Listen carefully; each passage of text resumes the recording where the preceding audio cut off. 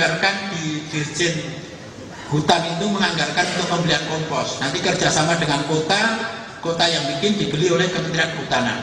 Kita harus kasih contoh. Itu arah ke situ. Kemudian industri kreatif daur ulang ini juga bisa dimanfaatkan. Terus, potensi sampah sebagai sumber daya baru. Teman-teman Adukpi, kalau ini bisa dilaksanakan 14%, Bapak membantu saya. Karena berdasarkan hasil penelitian yang dilakukan melalui Sekretariat Adipura tahun 2013, sampah plastik itu 14%, Pak. Saya ngambil sampel di DKI, di Surabaya, di Medan, dan satu kota di kota kecil, saya lupa, saya ada di Makassar. Itu sampah plastik rata-rata 14%. Kalau Adukpi bergerak betul-betul 14%, saya sudah dipikirkan oleh teman-teman Adukpi. Terima kasih Adukpi kalau kerja betul itu.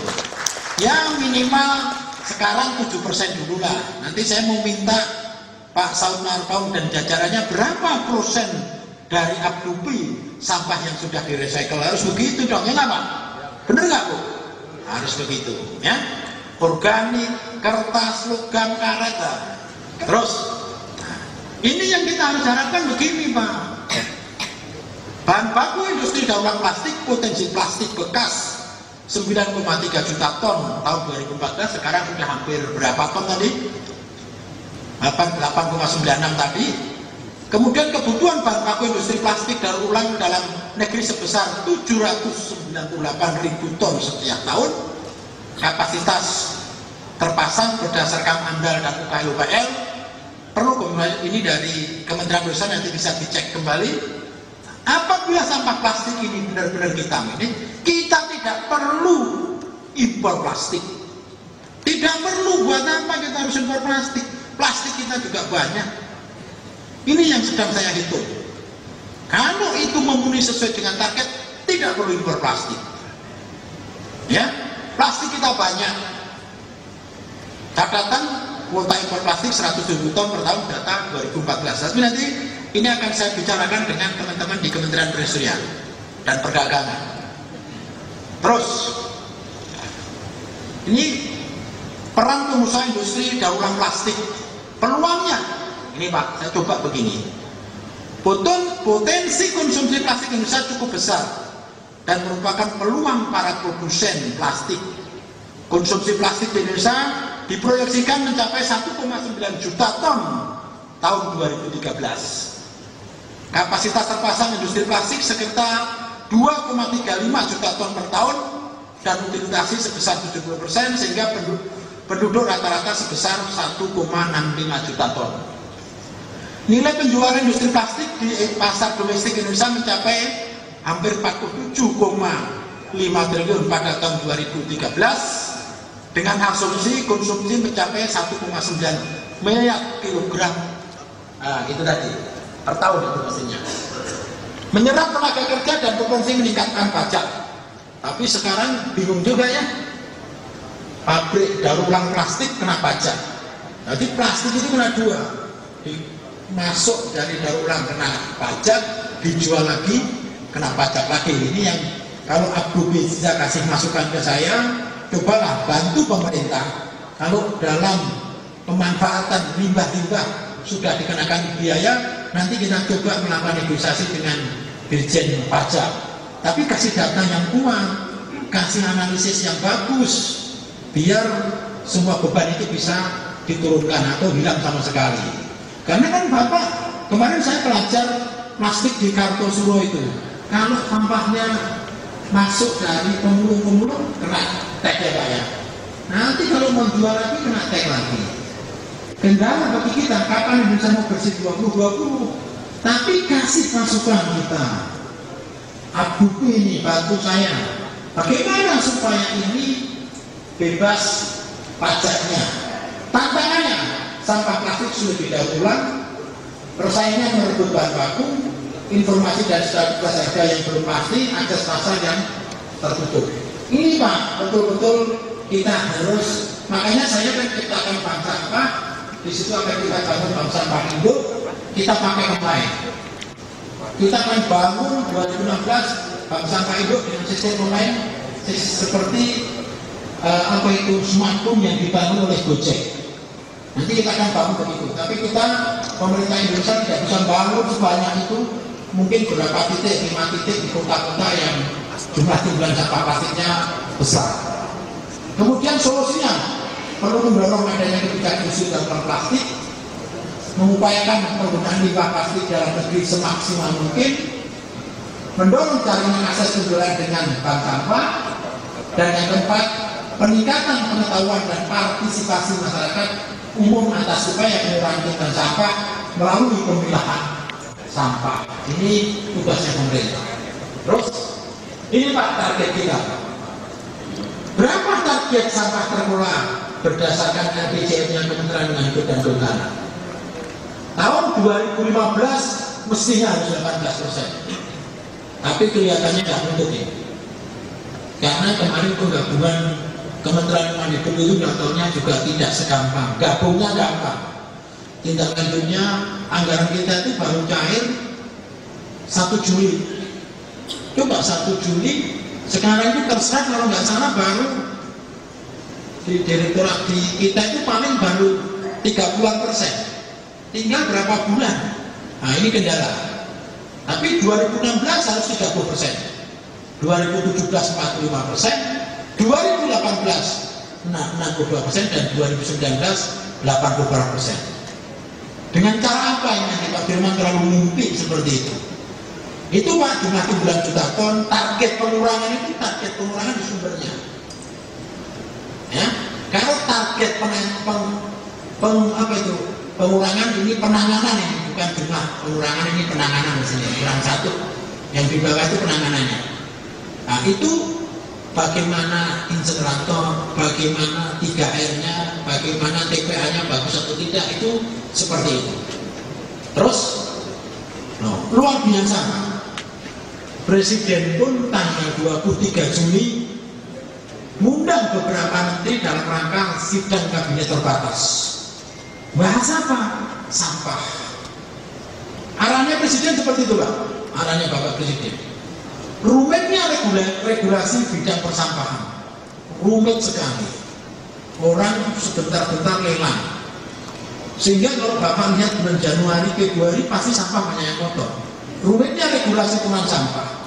2, perlu terobosan sistemik terpadu dalam proses pengelolaan sampah.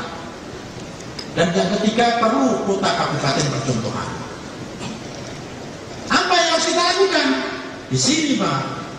Terus, perlunya segera disusun peraturan tentang kebijakan strategi nasional pengelolaan sampah.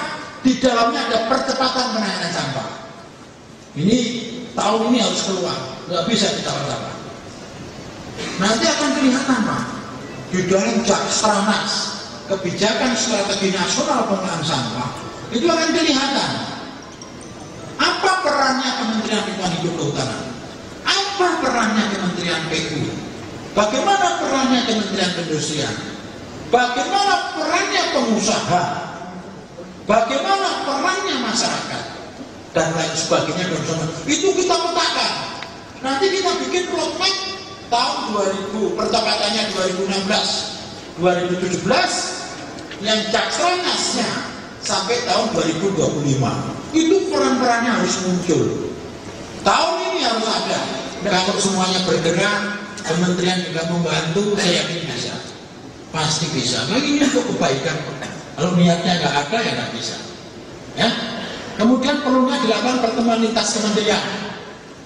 Kalau kita mau nyusun Jakstranas, kita harus ada bagaimana peran-peran kementerian tadi. Kita harus bicara, nggak bisa saya nyusun sendiri.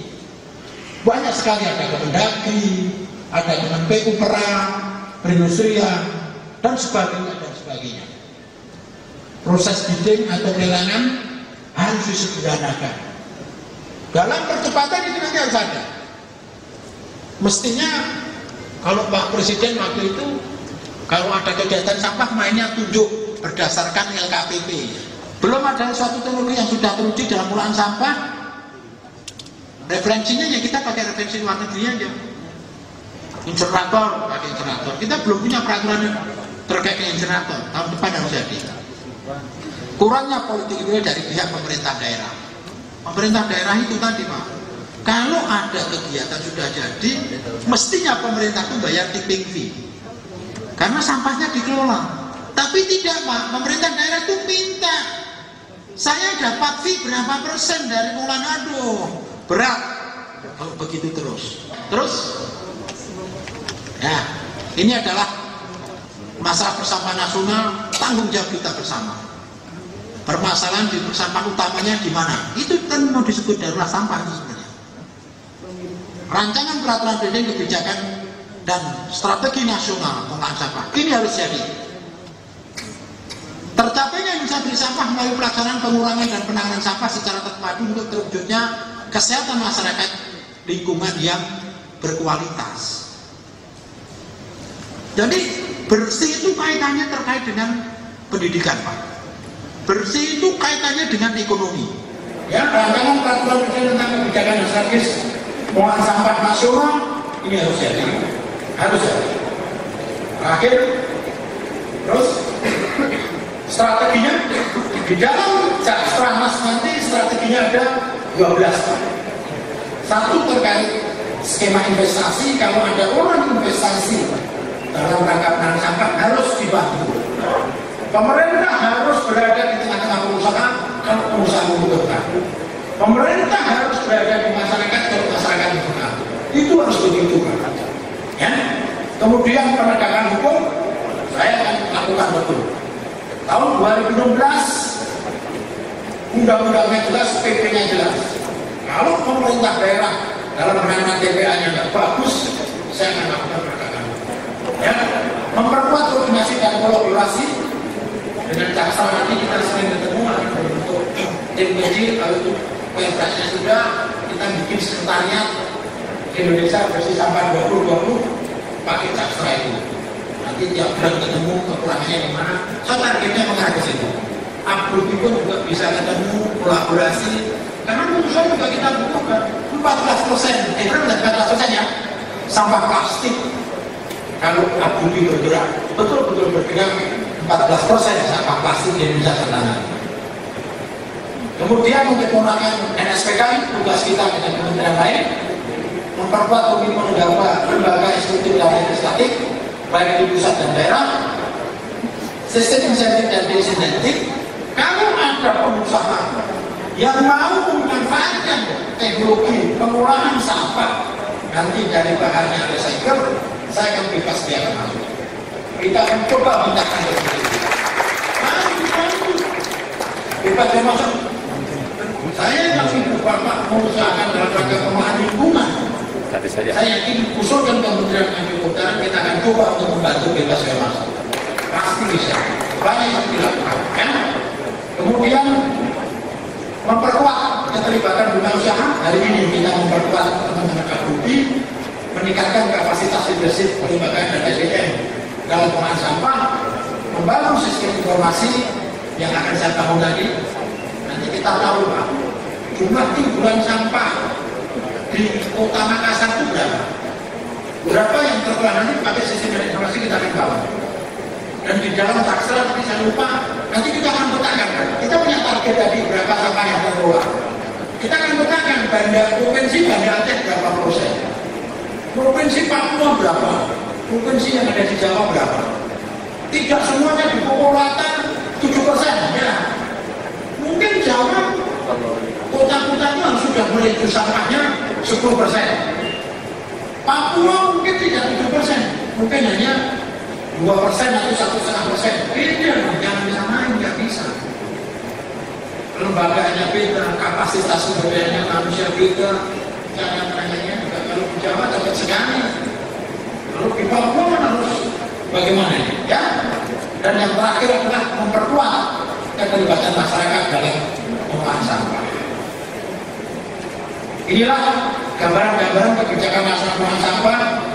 Sekali lagi, saya ucapkan terima kasih kepada teman-teman ABUPI yang dalam hal ini membantu pemerintah mewujudkan Indonesia Bersih Sampah 2020 atas nama Ibu Menteri atau Ibu Dirjen Pengelolaan Sampah Limbah dan B3, seminar nasional sehari ini resmi saya nyatakan dibuka.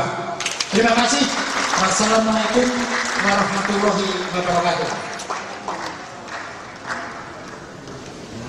Terima kasih pada Bapak M. Sudirman. Demikian rangkaian pembukaan seminar nasional peran pengusahaan ruang plastik menuju Indonesia bersih sampah 2020 ini kita lalui.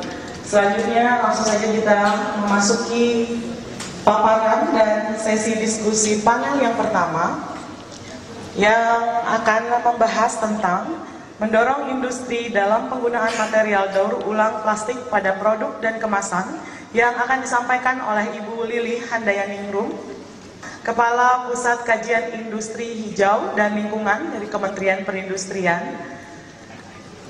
Tantangan Indonesia menuju Indonesia bebas sampah dan peran daur ulang sebagai salah satu solusi, yang akan disampaikan oleh Bapak Sudartoyo, Kepala Pengolahan dan Pemanfaatan Sampah, Balai Pengelolaan Sampah Regional, dan kegiatan daur ulang plastik dan peran dalam menuju Indonesia bersih sampah tahun 2020, yang akan disampaikan oleh Ketua Umum Abdufi, Bapak Saud Marpaung. Dengan tanya jawab, sesi pertama ini dipandu oleh moderator Ibu Dr. Haruki Agustina, Kepala Seksi Sampah Daur Ulang KLHK. Kepada para narasumber dan moderator, kami persilahkan untuk maju ke depan.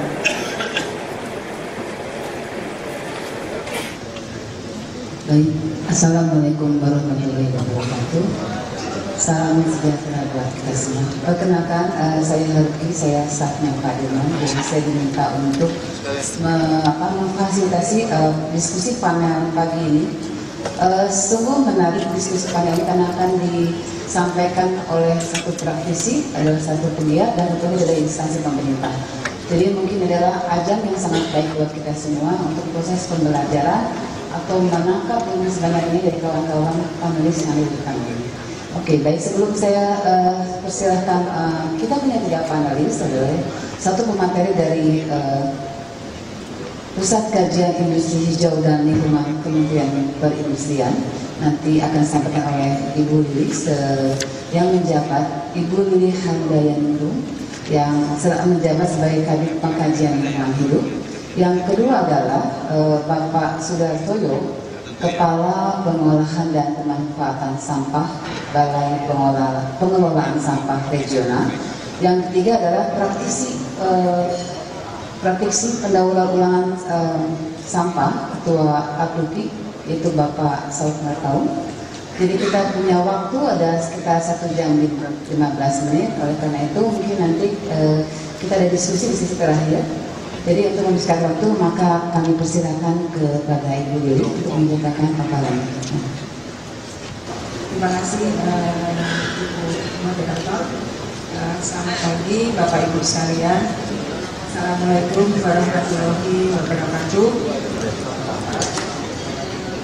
Saya di sini dapat tema sebenarnya mendorong industri dalam penggunaan material daur ulang plastik pada produk dan kemasan. Jadi nanti di sini kami akan jelaskan mengenai kebijakan yang terkait dengan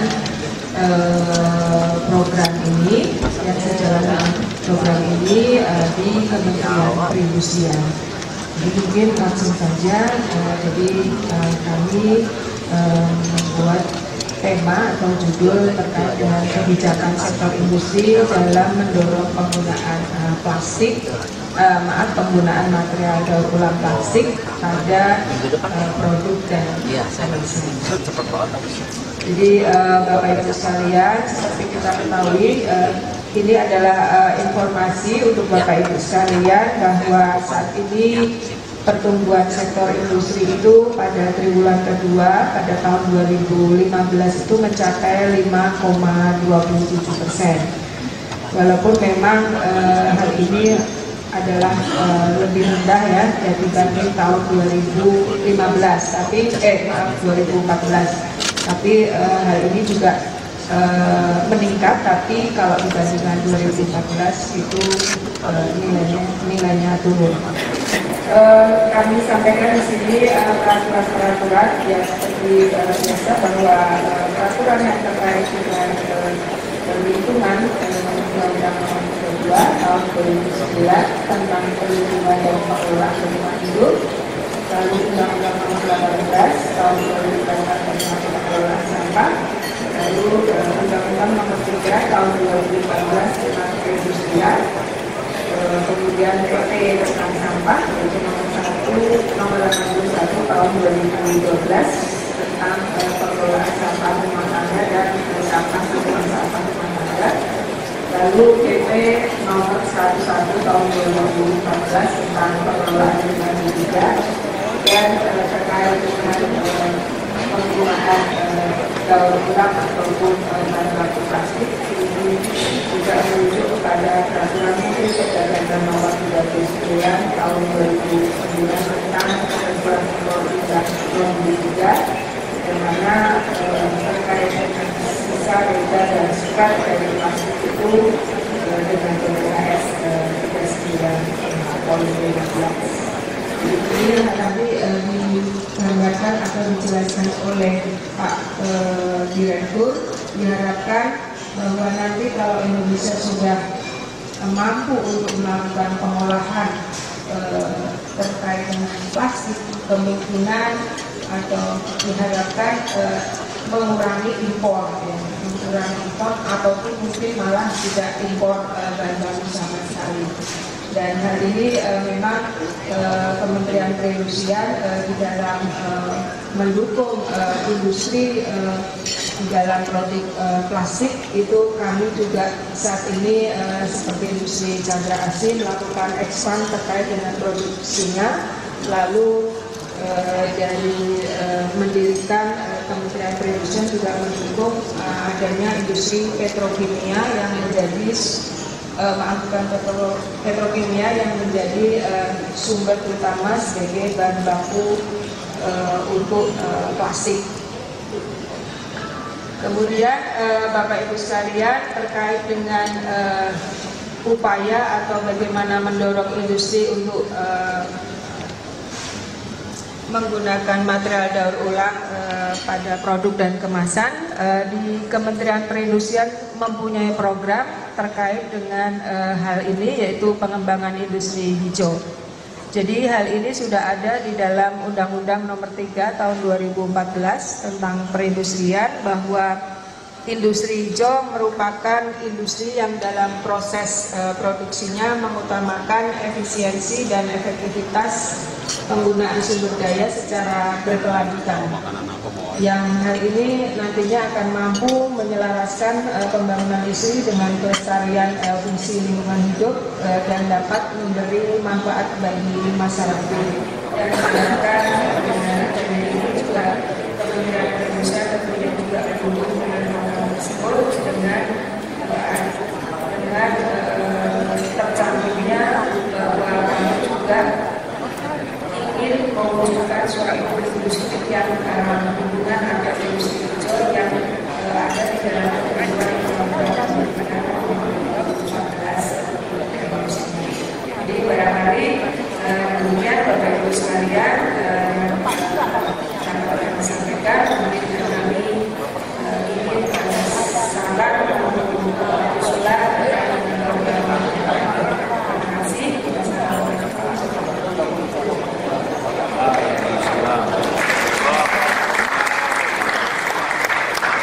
Terima kasih atas pertanyaannya Bapak Ibu. Akan kita lihat nanti dengan dari Bapak Saudara Kiai. Waktu pada sini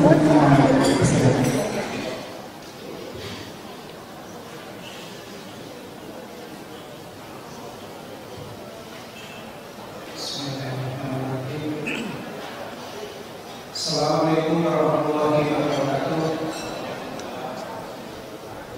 Selamat datang dan keberkahan Allah Subhanahu wa taala untuk kita semua. Ibu dan Bapak sekalian, pada kesempatan ini kami akan menyampaikan tantangan Indonesia menuju Indonesia bersih sampah dan bagaimana peran daur ulang sebagai salah satu solusi. Jadi oleh karena Ibu dan Bapak sekalian, sebagian besar di sini adalah para pelaku daur ulang, maka kemudian tentu saja juga merupakan misi dari para pengusaha daur ulang plastik ini untuk bisa ikut mensukseskan bagaimana Indonesia menuju bersih sampah tahun 2020. Sebelumnya saya sampaikan bahwa saya di sini juga sebagai pelaku pengelola sampah. Kami ingin mencoba untuk memberikan semacam pencerahan kepada para pelaku usaha di sini.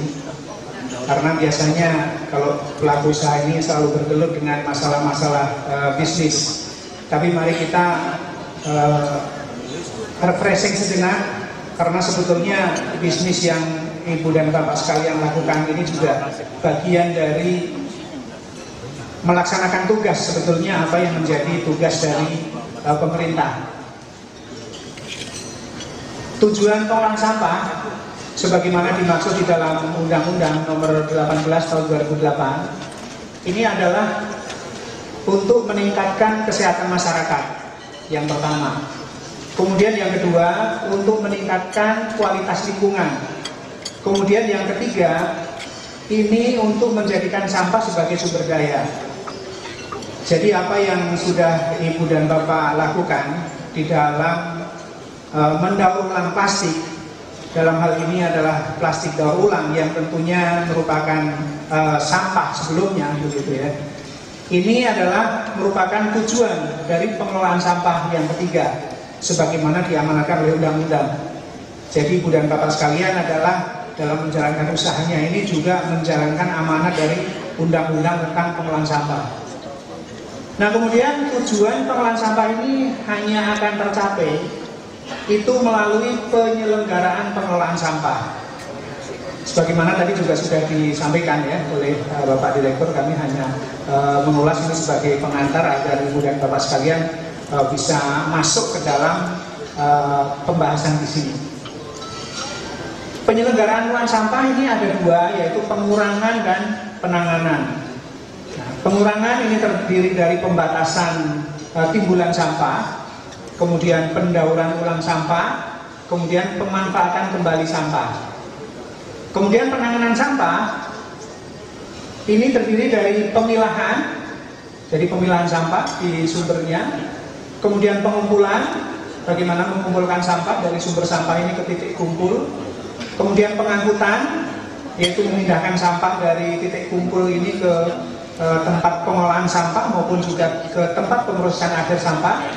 Kemudian pengolahan sampah, ya, pengolahan sampah itu termasuk termasuk di dalam pengolahan sampah plastik yang Ibu dan Bapak sekalian lakukan. Kemudian pemrosesan akhir. Nah, penyelenggaraan pengelolaan sampah dengan kegiatan pengurangan dan penanganan ini merupakan indikator capaian Indonesia bersih sampah. Jadi Indonesia bersih sampah ini akan bisa tercapai itu bagaimana bisa dilihat indikatornya, yaitu terhadap kegiatan pengurangan dan penanganan sampah yang masing-masing terdiri dari 3 kegiatan pengurangan sampah dan 5 kegiatan di dalam penanganan sampah. Ini yang akan menjadi indikator keberhasilan atau pencapaian Indonesia bersih sampah. Tidak ada inovasi teknologi. Tidak ada inovasi teknologi. Sampai sekarang juga, makanya tadi Pak Direktur sampaikan bahwa bagaimana caranya menggunakan teknologi ini dimulai. Dan memang baru didesain. 2016 baru didesain bagaimana menggunakan teknologi, dan nanti 2017 baru bagaimana akan diimplementasikan sebagai pilot project. Tapi tentunya ini adalah sebuah peran serta yang sangat besar bagi teman-teman pengusaha plastik ini. Ya, bagaimana teknologi pengolahan plastiknya justru sudah berkembang dengan pesat. Ini adalah sebuah kegiatan inovasi teknologi di dalam mengolah sampah yang timbul dari masyarakat maupun juga kalangan pengusaha, yang belum timbul dari kalangan pemerintah itu sendiri.